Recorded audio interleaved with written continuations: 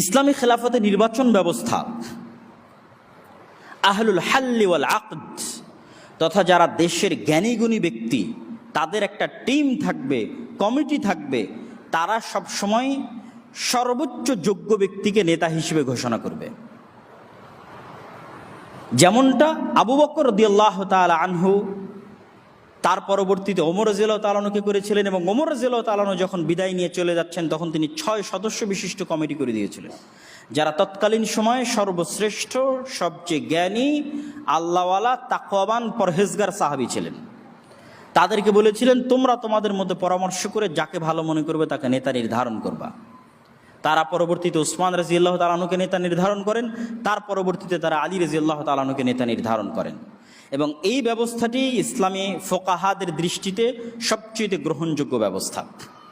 ইসলামের নেতৃত্ব নির্বাচন পদ্ধতি আর প্রচলিত নেতৃত্ব নির্বাচন পদ্ধতির সম্পূর্ণ বিপরীত।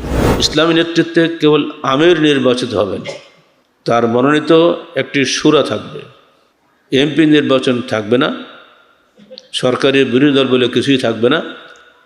সৃষ্টির সেবা, আল্লাহ সন্তুষ্টি ও প্রশাসনকে দিক নির্দেশনা দেওয়াই হবে তাদের কাজ।